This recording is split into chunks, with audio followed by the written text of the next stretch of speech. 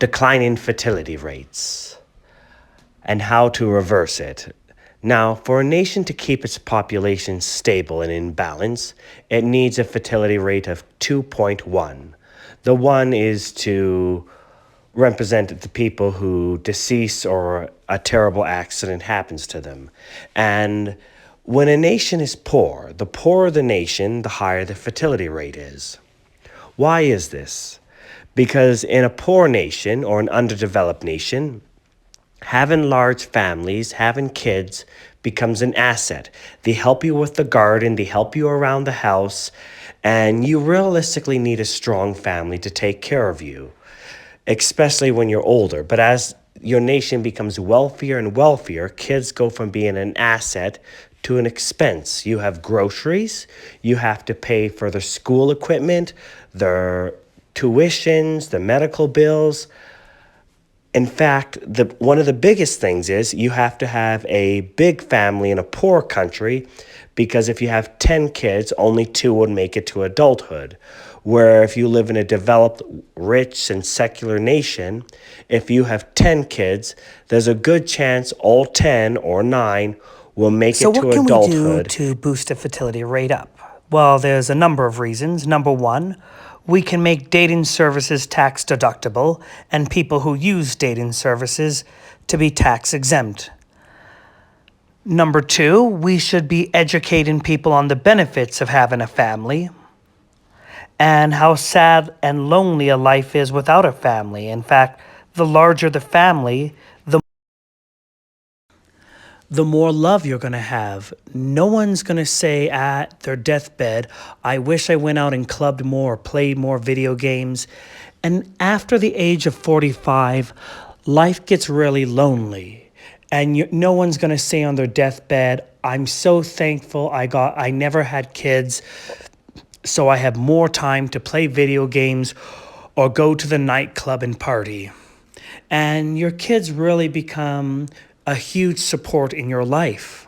And there's a lot of benefits if you raise your kids right, to eat right and exercise well. They can become great athletes, children you can be proud of. If you educate your kids to learn 4 or 5 languages, you can have a straight A student and someone that can really make you proud to be a parent. But if you don't have kids, you'll never know this joy. We have to make having kids be cool again. Viktor Orban of Hungary had a great idea. Instead of wasting money on foreign aid or taking care of refugees, he rewards his people for having big families. If you have a family, you can take out a grant from the government to buy up a house that is, let's say, would cost $370,000. If you have 1 kid, it pays off 25% of the mortgage. 2 kids, it pays off 50% of the mortgage. 3 kids, you got yourself a free home. And if you decide to have 4 kids, you never have to pay a cent of income tax for the rest of your life. Now that's leadership for you. Now let's compare that with Canada and the United Kingdom. In the United Kingdom, some of the most expensive homes in London, most Brits can't afford to live there. Refugees are living there courtesy of the British taxpayers.